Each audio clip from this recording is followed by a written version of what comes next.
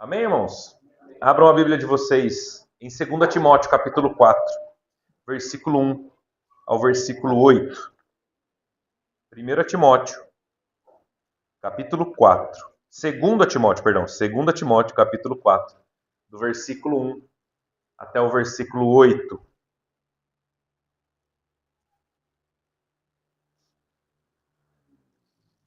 Assim diz a palavra do Senhor. Na presença de Deus e de Cristo Jesus, que há de julgar os vivos e os mortos, por sua manifestação e por seu reino, eu o exorto solenemente.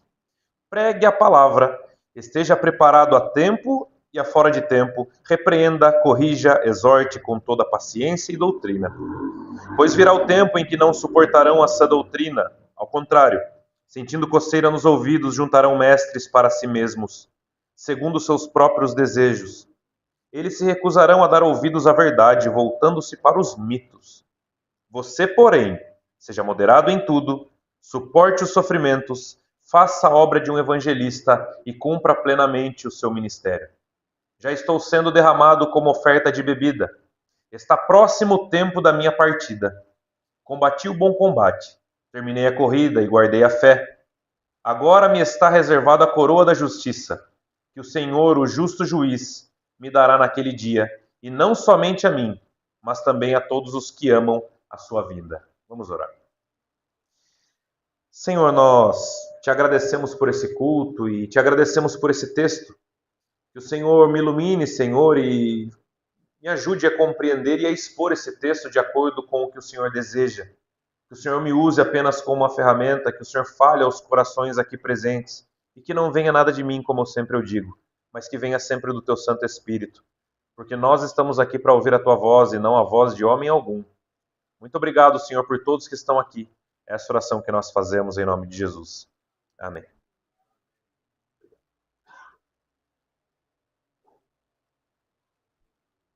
Alguma vez você já olhou para trás, na sua trajetória, desde que você se converteu, e analisou a sua caminhada cristã? Quem aqui tem 10 anos de convertido ou mais? Levanta a mão. 20 anos ou mais? Levanta a mão. 30 anos ou mais? Levanta a mão. Vou além. Quem tem 40 anos ou mais? Levanta a mão. Só 3? Irmão Francisco, Patrícia e irmão Júnior. Ou seja, né? Alguns têm pouco, outros têm muita caminhada, uns têm 2 anos, outros 40 anos, outros 20 anos, mas eu não gostaria aqui de frisar no tempo, até porque o tempo não importa. Importa que todos foram salvos por Cristo, isso é o mais importante. Só que você já parou para analisar quem você era antes de Cristo? E o que Cristo causou na sua vida e como foi a sua vida ao momento em que você disse que você era servo de Jesus agora, você não era mais servo do mundo e dos seus prazeres, mas agora você é um crente de Jesus. Você consegue pensar no dia do seu batismo em diante, que o batismo é sempre o que marca, né? O batismo não salva ninguém, mas ele é o que marca o início da caminhada. Você lembra do seu batismo? Você consegue lembrar aí como foi a sua vida depois do seu batismo? Houve uma diferença gritante ou segue tudo normal? Hoje nós vamos falar sobre isso, sobre trajetória. Nós vamos falar hoje sobre trajetória que passou e sobre a que virá. Agora pense em você no último terço da sua vida ou na reta final da sua vida aqui na Terra. Como você gostaria de chegar na sua velhice perante o Senhor? Eu não digo agora sobre bens materiais, sobre carreira profissional, nada disso. A sua vida com Cristo. Quando você estiver na situação de Paulo, na reta final da sua vida, como você gostaria que fosse a sua carreira cristã, a sua trajetória? E outra pergunta, se você continuar do jeito que você está, como será a sua trajetória lá na frente? Você se orgulhará quando você olhar para trás e enxergar o que você tem vivido para Deus? Hoje nós vamos falar sobre isso. Será que nós sempre nos contentamos em sermos pessoas anônimas no reino de Deus, e agora que o anonimato não é de se aparecer ou ser famoso, mas de ter relevância para o reino de Deus, onde você foi colocado, ou para você o que importa é ser membro de uma igreja e já está ótimo? Ou você se importa em ser o servo bom e fiel, como Jesus mesmo disse? Você se importa com isso? Você analisa a sua vida cristã? Quem aqui faz essa autorreflexão? Quem aqui pensa como eu tenho sido, como eu devo ser, como eu tenho que parar de ser, como eu tenho que começar a ser? Porque o Evangelho nos chama a reflexão. O Evangelho ele não foi feito para agradar os nossos ouvidos. Ele nos chama para refletirmos. Porque se Cristo derramou o sangue na cruz do Calvário para salvar você, não foi apenas para que você vivesse a sua vida aí, de qualquer jeito. O sangue de Jesus ele é muito precioso para ser desperdiçado, vocês não concordam? Esse texto, Paulo escreve essa segunda carta a Timóteo. Paulo aqui ele já está, talvez, no último texto da sua vida. Essa foi provavelmente a última manifestação de Paulo escrevendo alguma coisa. Paulo ele estava preso em Roma novamente. Aqui era a segunda prisão de Paulo em Roma. A primeira, Paulo ficou 2 anos preso em domicílio, numa casa, onde ele escreveu Efésios, por exemplo, onde ele diz sobre a armadura da fé, a armadura do cristão. Agora é diferente, muito pior. Paulo aqui já está mais envelhecido. Paulo agora ele não está preso numa casa, mas ele está preso num calabouço, úmido, e que muitas pessoas morriam de doença. Ele está no que nós chamamos, e existe essa prisão até hoje em Roma, onde Paulo ficou preso, chamado prisão marmetina. Apenas um calabouço cavado numa rocha úmida e sem nenhum tipo de facilidade que ele tinha na prisão domiciliar que ele foi preso anteriormente. Aqui nós estamos falando no ano 64 a 67, e ele estava preso na época em que Nero era governador de Roma, o imperador de Roma. Nero que aniquilou os cristãos. É nessa época que Paulo estava preso e que ele escreve essa carta ao seu filho na fé, chamado Timóteo. Mas sabe de uma coisa? Paulo sabia que essa era a última carta que ele estava escrevendo. Paulo sabia que ele estava prestes a morrer, e no versículo 6 ele diz: quanto a mim, Timóteo, eu já estou sendo derramado como oferta de bebida e o tempo da minha partida está próximo. Pense em uma pessoa escrevendo uma carta sabendo que essa era a última carta. O que você escreveria na sua última carta se você tivesse a oportunidade? O que você escreveria? Qual conselho você deixaria para os seus filhos? O que você falaria na sua última carta? Paulo estava nessa situação. E hoje ele nos mostra que ele fez uma trajetória da sua vida. A pergunta que eu fiz no início, Paulo coloca aqui em prática no texto, e ele olha para tudo que ele havia feito, não com arrogância, não com prepotência, mas para ensinar Timóteo valores essenciais para a caminhada dele. Ele poderia olhar para trás e falar das igrejas que ele plantou, das pessoas que ele evangelizou, das igrejas que ele fundou, dos milagres que ele fez. Deus usou Paulo para fazer, como ressuscitar Eutico. Paulo ressuscitou uma pessoa. Ele poderia falar tudo isso, contar vantagem na sua última carta, não é? Já estou na última mesmo, então eu vou fazer aqui o meu currículo. Olha, Timóteo, olhe para o meu currículo. Mas Paulo ele não faz isso, ele usa a sua última carta para instruir a igreja mais uma vez. Porque para Paulo, maior do que o seu ego e maior do que a sua carreira era a igreja de Cristo, a qual ele entregou toda a sua vida. Então ele diz: combati o bom combate, completei a corrida ou a carreira, guardei a fé. E hoje nós vamos falar sobre isso. Versículo 1 e 2, acompanhem comigo no texto.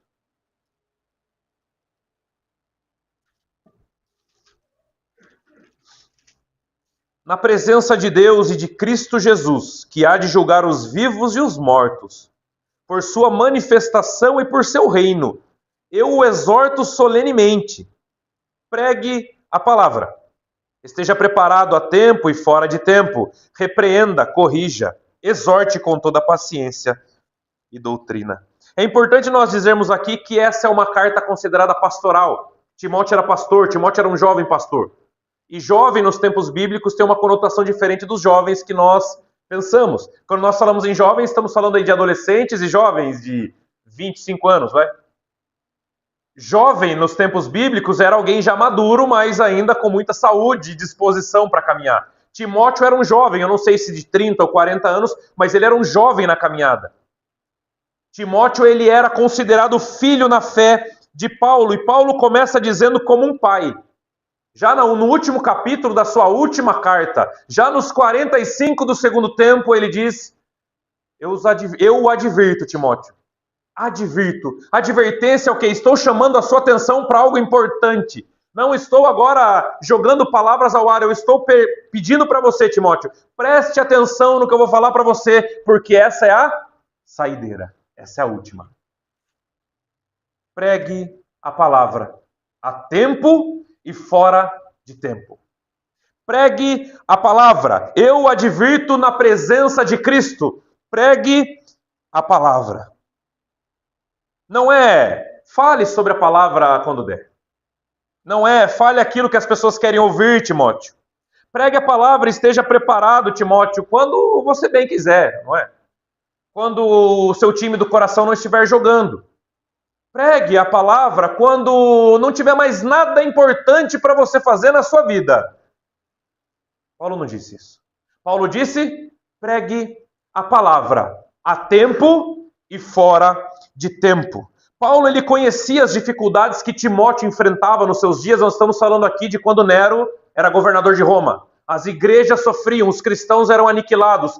E Paulo sabia muito bem o que o jovem Timóteo ainda ia enfrentar. Paulo já estava encerrando a carreira, é verdade, mas Timóteo não. Timóteo ainda tinha lenha para queimar.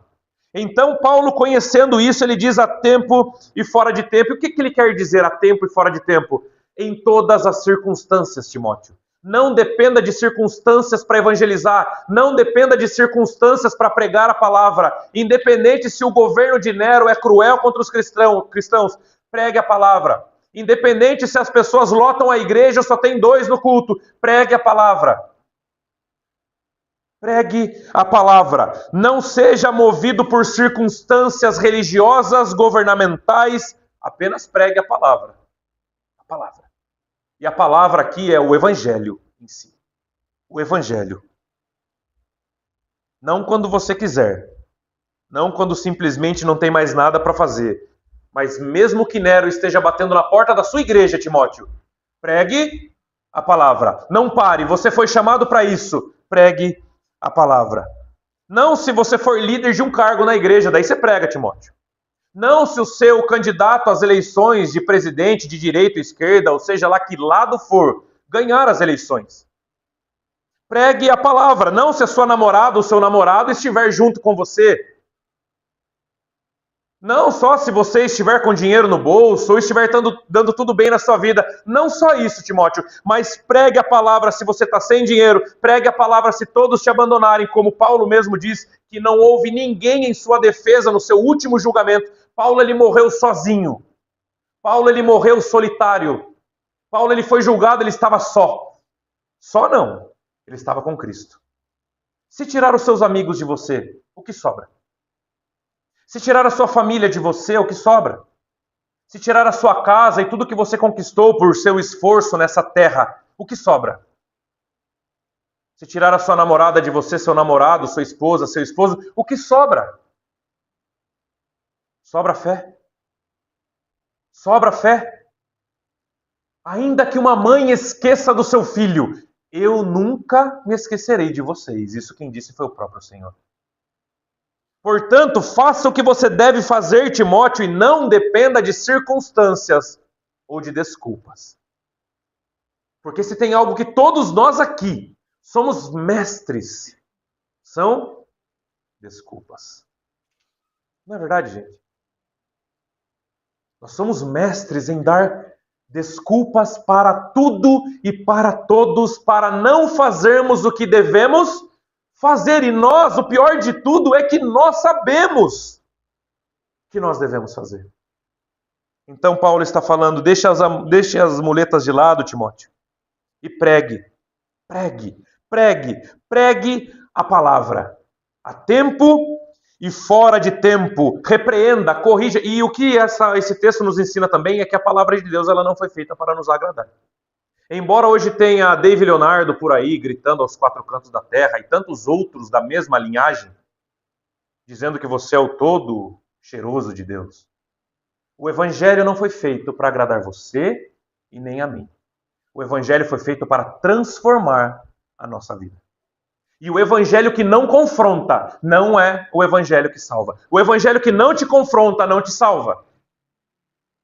O evangelho que não aponta para você que você precisa mudar, que você precisa melhorar, que você precisa buscar santidade, não é o evangelho de Cristo. É até bonito ouvir, não é? Mensagens carinhosas, mensagens sempre bonitinhas. Mas repara o que Paulo diz. Ele diz: repreenda, corrija, exorte. Paulo ele começa dizendo: olha, passa a mão na cabeça do pessoal aí, Timóteo. Tá ruim, tá feia a coisa, né, Timóteo? Ah, mas dá um jeitinho aí. Procura adornar o evangelho para transformar mais gostoso de ouvir. Não, ele ainda diz, Paulo diz: corrija, repreenda e exorte. Porque o evangelho verdadeiro, ele pode ser às vezes amargo aos ouvidos, mas ele é doce ao coração depois que nós compreendemos. Esse é o evangelho de Cristo. O evangelho onde Jesus fala sobre pessoas mornas. Um evangelho onde você não vê Paulo em momento algum deixando a situação mais palatável para ninguém. Para ninguém. Seja fiel. Continuando, versículo 3 e 4. Paulo dá um motivo pela qual ele orienta Paulo, né? Ele orienta Timóteo. Pois virá o tempo em que não suportarão essa doutrina. Ao contrário, sentindo coceira nos ouvidos, juntarão mestres para si mesmos, segundo seus próprios desejos. Eles se recusarão dar ouvidos à verdade, voltando-se para os mitos. Por que eu devo pregar a tempo e fora de tempo? Porque vai chegar um dia, Timóteo, em que não suportarão mais essa doutrina. Não suportarão mais em ouvir o evangelho. Não suportarão mais em ouvir o evangelho puro e simples. Não, não mais, não mais. Sentirão coceira nos ouvidos. O que é coceira? Incômodo em ouvir a verdade. Sentirão incômodo em ouvir a verdade. E buscarão mestres segundo os seus próprios desejos. Além de tudo, as pessoas buscam mestres que falem o que elas querem ouvir. Isso é muito sério. Isso é muito sério, não apenas as pessoas estão rejeitando a verdade, como correndo atrás de pessoas. Pessoas que dizem o que elas querem ouvir, segundo seus próprios desejos, como se o reino de Deus fosse um grande supermercado, onde você passa na prateleira e pega aquilo que você quer. Como se a Bíblia fosse assim. Não pode ser assim. Chegará um tempo em que não suportarão a sã doutrina. E se apegarão a mitos, a religiosidade, sincretismo religioso. Pessoas que negarão a palavra de Deus para ficarem correndo atrás de mitos religiosos, que nada podem fazer para santificar alguém, são apenas mitos religiosos. Vendo a atualidade, eu creio que esse tempo chegou. Quando Paulo fala que chegarão dias, ou chegará o tempo, Paulo não está se referindo a dias de 24 horas, Paulo não está se referindo a um mês de 30 dias. Paulo, quando ele usa a palavra tempo, ele está usando aqui o cronos, não o cronos, ele está usando o kairos, que é o tempo de Deus, ou seja, é um recorte na história. Ele não está falando, olha, chegará uma semana aí de 7 dias que vai surgir falsos mestres, não. Ele está falando o quê? Haverá um espaço de tempo onde as pessoas não suportarão ouvir a sã doutrina. Buscarão mestres para si e por aí vai. Chegamos nesse tempo. Muitas pessoas não aceitam confronto mais. Nós vivemos, e agora não estou falando só da igreja, tá? Estou falando da sociedade em geral. As pessoas não aceitam confronto, elas não aceitam uma opinião contrária, elas não aceitam ouvir que está errado, elas não aceitam ouvir não. A sociedade atual, ela é assim. Não aceitam repreensões e relativizam absolutamente tudo, inclusive a verdade. Ontem nós até falamos isso lá na conferência da Jubasa, onde nós estávamos. Tudo hoje é relativizado. A verdade não é mais a verdade depende do que você acha que é verdade. É a sua verdade, a sua verdade, a sua verdade é a minha verdade. Ou seja, existem 4 verdades? Nunca foi assim. Mas hoje nós vivemos em uma sociedade onde cada um tem a sua própria verdade e não contrarie. Não contrarie. Hoje parece que é um pecado contra a humanidade toda, você dizer que existe uma verdade absoluta. Sempre com aquele discurso manso e diabólico da tolerância.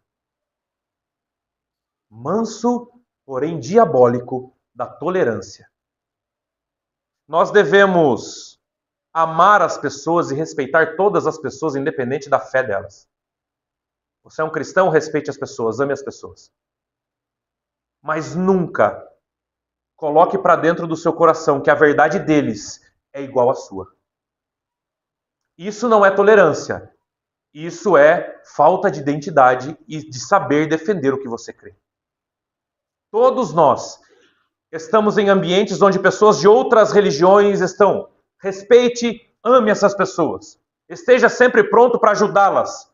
É isso que nós devemos fazer. Nunca rejeite alguém porque ele crê diferente de você, mas nunca caia na história que a verdade dele é tão absoluta contra a sua. Como a sua. Nunca caia nisso. Mas é isso que a sociedade tem empregado. Cada um tem uma verdade e se você discorda, você é um intolerante. Isso não é verdade. Nunca será verdade. Maomé, Buda, Confúcio, Allan Kardec e tantos outros que representam tantas outras religiões nunca se denominaram ser Deus. Nunca se denominaram ser o caminho. Mas Jesus disse, eu sou o caminho, a verdade e a vida. E ninguém vai a Deus a não ser por mim. Não é por Allan Kardec, não é por Maomé, não é por Buda. Eu sou o caminho, não há outro. É uma verdade absoluta ou não é? Tem como chegar a Deus através de qualquer outra viela por aí? Tem como chegar a Deus através de qualquer outra crença por aí? Não. Jesus nos apresenta uma verdade absoluta, isso não muda. E você discordar do outro não é ser intolerante, apenas significa que você raciocina. E você não é levado de um lado para o outro conforme a música toca. Você não dança conforme a música, isso é importante. Portanto, é importante estudarmos a palavra de Deus, a sã doutrina que Paulo fala. E não nos apegarmos a mitos religiosos e sociais, como acabei de falar sobre a intolerância. Não se apegue a mitos. Você é crente, é quem você é. Nunca deixará de ser. É a sua identidade. Vai chocar com o mundo? Toda hora. Mas é assim mesmo.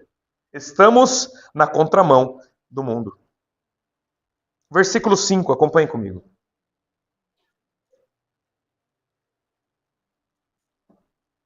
Você, porém, seja moderado em tudo, suporte os sofrimentos, faça a obra de um evangelista e cumpra plenamente o seu ministério.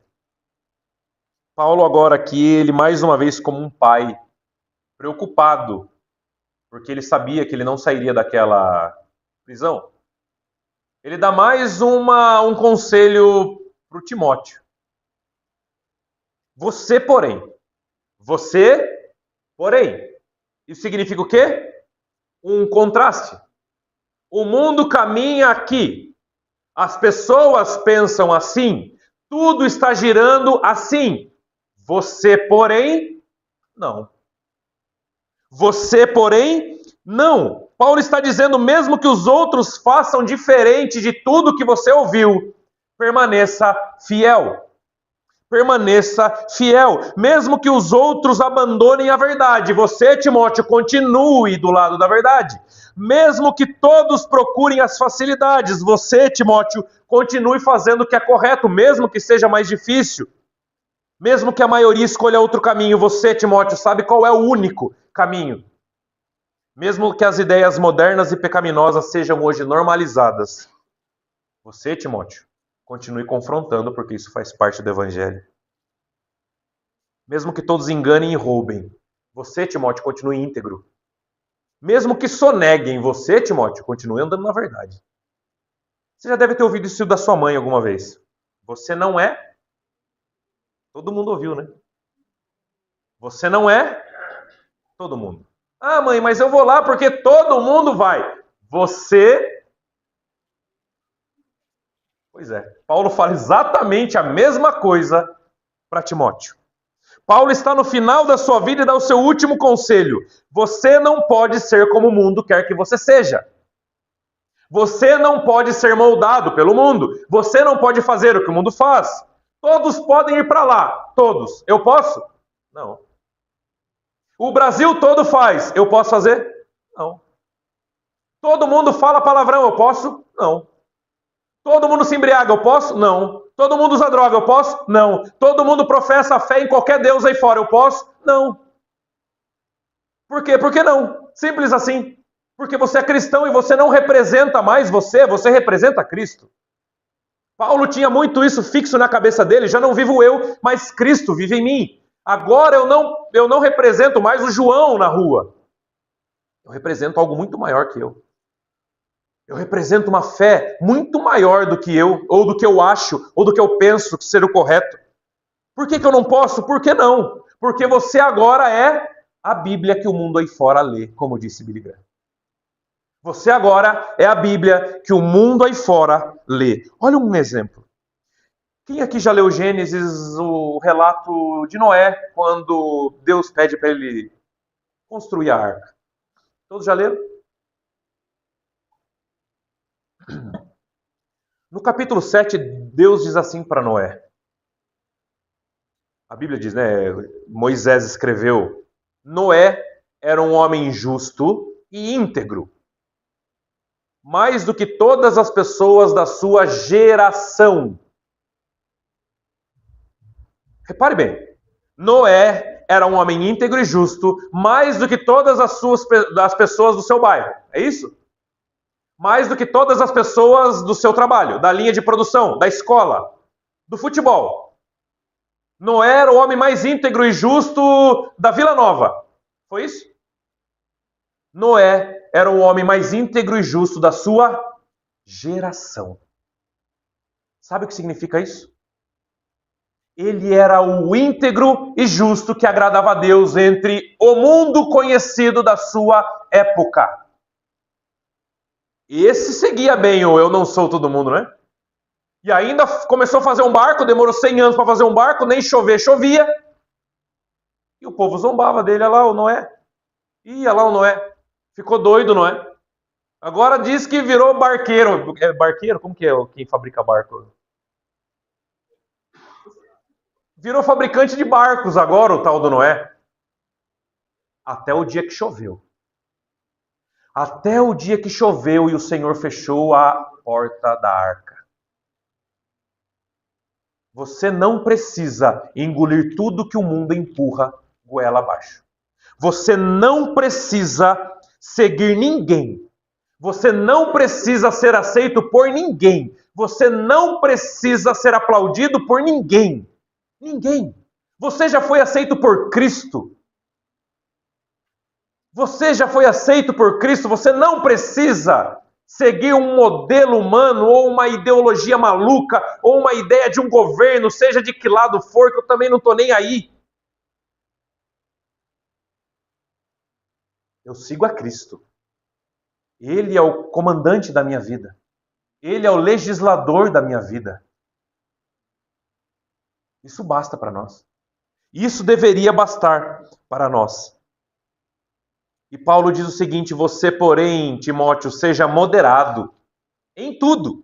Suporte os sofrimentos, faça a obra de um evangelista, cumpra plenamente o seu ministério. Sabe o que Paulo estava dizendo? Se o mundo é exagerado, Timóteo, você continua moderado, certo? Se o mundo espana por qualquer coisa, você vai suportar os sofrimentos aí firme. Se o mundo fica ofendido por você pregar a única verdade, Timóteo, continue sendo um evangelista. Se existem pastores ladrões e corruptos, Timóteo, você cumpra seu ministério com fidelidade. Você é diferente dos outros, Timóteo. Você, Guto, é diferente dos outros. Você é diferente dos outros. Você, Murilo, é diferente dos outros. Porque você crê em Cristo. Vocês não são melhores do que os outros, mas quem governa a vida de vocês é Deus. E isso nos faz diferente dos outros. E isso nos faz caminharmos diferente dos outros. E isso nos faz pensarmos diferente dos outros. E isso nos faz vivermos diferente dos outros. Você porém, entende que não há desculpas? Entende que não há desculpas? Entende que não tem argumentos que sejam suficientes para que a gente não venha desempenhar o nosso papel de cristão na sociedade? Não há desculpas. Não há. Tu, porém, cristão, seja diferente de todos. Sempre você vai ser atacado por isso. Normal. Tudo dentro do que a Bíblia já nos disse. Você será atacado por ser cristão. Mas é normal. Eles atacam porque é a natureza dele. E nós continuamos fazendo o que fazemos porque é a nossa natureza também. Tudo normal. Jesus disse: o mundo vai odiar vocês por serem meus seguidores. Jesus disse, o mundo vai aplaudi-los. O mundo vai fazer um banner enorme de vocês e colocar lá no centro de Votorantim dizendo: olha, a melhor pessoa da cidade. E muitas vezes nós queremos aplausos. Tá tudo normal. Quando confrontarem você, tá tudo normal. É exatamente isso mesmo. Inclusive, isso também foi falado ontem lá na conferência. Pague o preço. Não da salvação, a salvação é de graça. Mas pague o preço aonde você estiver. Se aceitarem você, muito bem. Se não aceitarem você, muito bem também. Porque eu já fui aceito pelo maior de todos que salvou minha vida. Ponto 4, versículo 6 ao 8. Leiam comigo.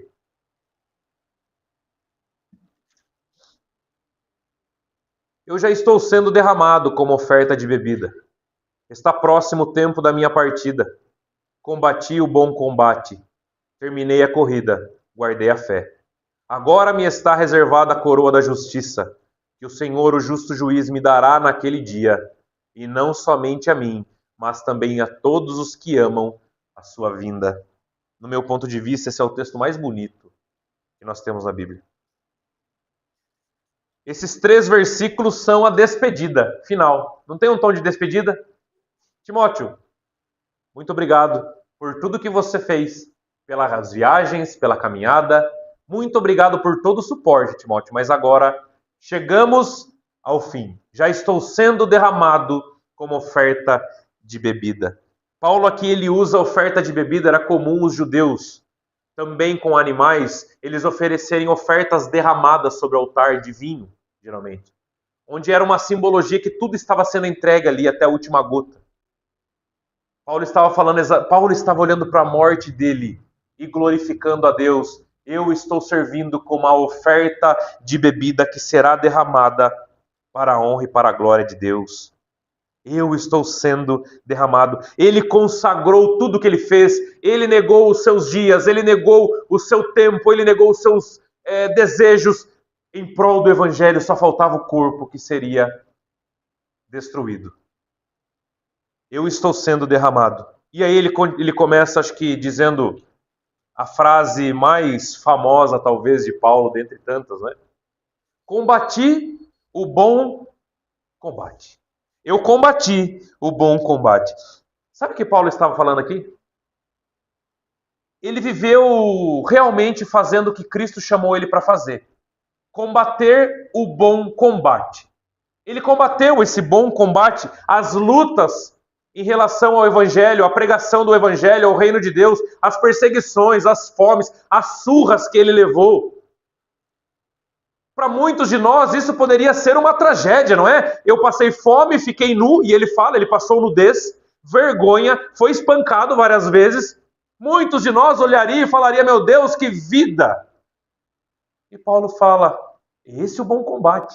E eu combati o bom combate na visão dele, e ele gastou tudo que ele tinha em prol da causa do Evangelho, e essa é a maior causa da nossa existência. E enquanto muita gente acha que o seu principal combate é contra o seu marido, contra a sua esposa, pela falta de dinheiro ou contra o governo, Paulo ele fala, não é esse o combate que vocês foram chamados para combater. Não é isso que Deus te chamou para vocês combaterem. O bom combate é a causa do Evangelho. Você, como cristão, não precisa sair com uma bandeira para um lado e para o outro defendendo qualquer outra coisa aí fora. Você tem que levantar a bandeira do Evangelho. E aqui até uma crítica que eu faço para muitos pastores que se envolvem com política. Deus não nos chamou para nos envolvermos com política. Deus nos chamou para governar, para caminharmos com a igreja que Ele é o cabeça. Deus nos separou para pregarmos o Evangelho e não nos envolvermos com homens que cada um tem a sua ideologia. Nós não fomos chamados para isso. E enquanto nós tentamos combater outros combates, Paulo fala, esse que é o bom combate. Pregar o Evangelho, esse é o bom combate. Nada mais. E nós cristãos, todos nós estamos escalados nesse combate a partir do momento em que você creu em Jesus. Você já foi automaticamente escalado para esse bom combate. Queira você ou não queira você. Não tem como ser cristão e estar fora do combate. É assim. O combate está aí. Precisamos combater. Precisamos estar fazendo a diferença. Precisamos nos comportar como cristãos. Esse é o bom combate. É isso que Deus exige de nós. Fidelidade às Escrituras. O bom combate não é relacionado a ser fácil. O bom combate é relacionado a você combater aquilo que Deus te chamou para combater. Essa é a luta. E ele continua: acabei a carreira, ou a corrida em algumas traduções. Acabei a corrida. Nós já fizemos várias exposições aqui das cartas de Paulo e uma característica que eu sempre chamei a atenção foi que Paulo nunca foi um administrador de resultado. Paulo nunca olhava para tudo que ele já havia feito e escrevia nas suas cartas, agora está no horário de vocês trabalharem. Eu já fiz muito, não é? Eu já fundei a igreja lá de Filipe, eu já fundei a igreja de Éfeso, eu já ressuscitei eu já fiz tanta coisa, agora está na hora de parar. Paulo nunca fez isso. Paulo nunca administrou o resultado. Isso nos ensina uma coisa importante. Não importa quanto tempo você tem de igreja, quanto tempo você tem na caminhada, isso não é motivo para que você puxe o freio de mão. Enquanto a sua corrida ainda está valendo, a sua obrigação como cristão é correr. Só para no dia em que Cristo nos chamar. A nossa corrida só para no dia em que Cristo nos chamar. Então tenha você o tempo que for de igreja. Corra. Você ainda está na corrida. Está ficando para trás, porque a corrida continuou. Mas corra. Você precisa correr. A sua carreira ainda está acontecendo. Nunca ache que você já fez o bastante. Nunca ache isso. Nunca ache. Continue firme até o fim. E Paulo ele continua e diz: guardei a fé. Combati o bom combate, completei a carreira e guardei a fé. Guardar a fé não é coloquei numa gaveta, fechei com chave, vou levar para o caixão junto comigo e ninguém vai achar minha fé mais. O guardar que Paulo fala aqui não é no sentido de eu organizar algo ou guardar algo no lugar para que depois eu encontre. Não é isso. Guardar a fé que Paulo quis dizer significa conservei a minha fé. Manti a minha fé intacta até o fim. Fui até o fim com a minha fé intacta. Guardei ela. Guardei no sentido de proteger, zelei. Isso é guardar a fé, preservar. Nada e nem ninguém tirou a fé de Paulo. Nenhuma circunstância, fome ou espancamento tirou a fé de Paulo. Ninguém conseguiu obrigar Paulo a rejeitar a Cristo. Não. Ele guardou a sua fé intacta. Por isso ele resume a sua vida. Combati um bom combate. Acabei a carreira. Guardei a fé. E louvado seja Deus pela vida desse homem.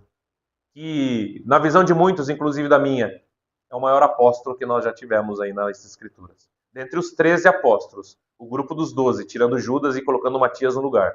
Mas ele, que era um apóstolo que nasceu fora de tempo, ele foi o mais relevante, não o mais importante, mas o mais relevante de toda a história. O mais impactante foi o apóstolo Paulo. E ele termina dizendo o seguinte: agora já está reservada a coroa da justiça, que o Senhor, o justo juiz, me dará naquele dia. E não somente a mim, mas também a todos os que amam a sua vinda. Quer morrer com estilo? Olha o que ele diz: Timóteo, é a última vez que nós estamos nos comunicando. E agora, sabe o que eu vou fazer, Timóteo? Estou indo receber a minha coroa celestial. Estou indo para o lugar onde eu serei plenamente feliz. Receberei a coroa celestial que eu receberei do justo juiz. Tudo que ele fez, o mais importante é a coroa celestial. Por isso que ele mesmo diz com propriedade, se nós olharmos apenas para esse mundo, nós somos tão miseráveis. Coitado de nós. Você deseja o céu? Você pensa no céu? Se Cristo desse um contrato para você hoje, irei te chamar hoje, você assina? Não, Senhor, eu preciso casar primeiro. Não, Senhor, eu preciso aposentar primeiro. Não, Senhor, eu preciso... sei lá, qualquer coisa que você acha que precisa fazer. Paulo estava ansioso para quê? Para receber a coroa celestial. Esse deve ser o nosso maior desejo. Viva a sua vida para Deus. Combata o bom combate. Corra essa corrida, mas no final dela, a coisa mais importante acontecerá. Você estará na glória dos céus, recebendo a coroa celestial. E Paulo diz, e não somente a minha. Paulo diz, não tem a minha coroa apenas reservada lá não, mas de todos aqueles que amam a sua vinda. O que é amar a vinda de Jesus? O evangelho significa anunciar que alguém está chegando, correto? Então quem ama a vinda de Jesus, ama o evangelho e prega esse evangelho.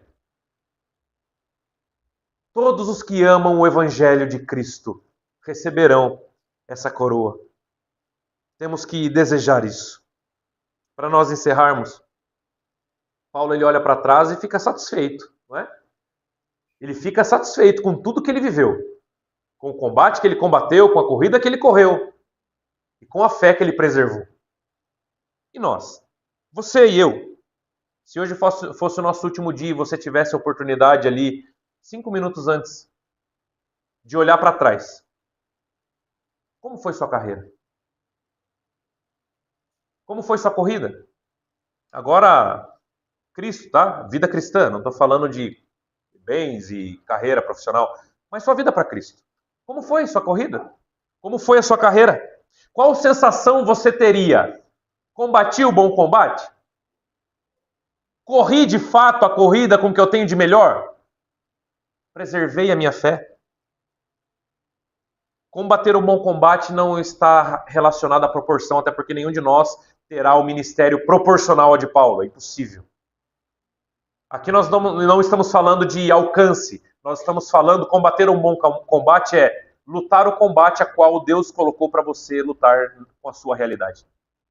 Todos aqui foram colocados em uma realidade para lutar e combater um bom combate. É esse o seu bom combate, é esse o meu bom combate, cada um tem o seu. De acordo com o que você vive, com a sua realidade, você tem um bom combate para combater. Você consegue olhar para trás e entender que você combateu um bom combate? Você realmente está correndo essa corrida? Você evangelizou como deveria? Pense que hoje é seu último dia. Você evangelizou como deveria evangelizar? Você deu um bom testemunho público como deveria dar? Você levou pessoas a ouvir a palavra de Deus de alguma maneira, como deveria levar? O que você fez? O que você fez? O que você fez com a porção do sangue de Jesus que foi derramado por você? Pessoalmente por você. Especificamente por você. O que você fez com isso? As mãos estão abanando e eu ainda não fiz nada? Pois bem, você ainda está vivo, a corrida continua, corra. Pois bem, o combate ainda está sendo, como que é o árbitro de luta lá? O árbitro de luta, né? Ele ainda não terminou o combate, combata, lute. O gongo ainda não soou, exatamente. Você está vivo, porque Deus tem um propósito na sua vida. Você está vivo porque Deus ainda vê algo que você pode fazer. Um trecho da corrida que você ainda não correu. Um combate que você ainda não combateu. Mas o que você tem feito até agora? O que você tem feito até agora? Ou será que para nós estar bom apenas termos um título de cristão e fazermos parte de uma igreja? Será que nós somos tão pequenos assim? Será que nós somos tão medíocres assim? A ponto de apenas eu tenho o título de cristão, todo mundo sabe, eu participo de uma igreja. Será que é isso? Será que é esse o propósito da nossa existência? E muitas vezes não estamos combatendo combate nenhum, não estamos correndo nenhuma corrida e a nossa fé não foi preservada, ela já foi diluída com tantas ideias aí no mundo. Combata enquanto é tempo, corra enquanto é tempo. Volte a preservar a sua fé enquanto é tempo. Porque chegará um dia em que será pior, não suportarão essa doutrina vezes dois. Nós vivemos em um mundo difícil de ser cristão, não é fácil. Mas nos dias de Timóteo também era bem complicado, não é? Nós não corremos o risco do Império Romano chegar aqui e atear fogo na igreja com todo mundo dentro. Nero fazia isso. Acabava e aniquilava cristãos. Perseguia, arrancava de suas casas, lançava na arena no Coliseu. Nero foi o mais terrível de todos os imperadores de Roma, junto com Domiciano, que era considerado o segundo Nero. Nós não temos isso, nós temos essa liberdade. Então corra, combata, enquanto é tempo, para que você não chegue no final da sua vida terrena e fale: eu não combati, eu não corri, eu fui apenas mais um na multidão. Acho que isso é bem triste. Que nós possamos não fugir mais do combate, que nós possamos combater até o dia em que Cristo nos chamar e nós também sermos derramados como oferta de bebida. Até o dia em que a coroa for colocada em nossa cabeça. Não pare. Se você está desanimado na caminhada, todos nós ficamos um dia, não é? Todos nós ficamos um dia. Todos nós choramos, todos nós muitas vezes achamos que não dá para continuar mais, eu tenho que voltar para trás. Não dá para voltar. Você nasceu de novo. Não dá para parar. Não dá para parar a corrida, não dá para parar de lutar, porque você é nova criatura. Não dá. Não olhe mais para trás como uma fuga, um escape, mas continue caminhando. Você, porém, não é isso? Continua. Deus tem muito a fazer através da sua vida. Continue. Para que nós possamos, de fato, honrar o sangue de Cristo que foi derramado um dia. Não se contente apenas com o título de cristão, isso é muito pouco. Isso é muito, muito pouco. Amém? Vamos orar.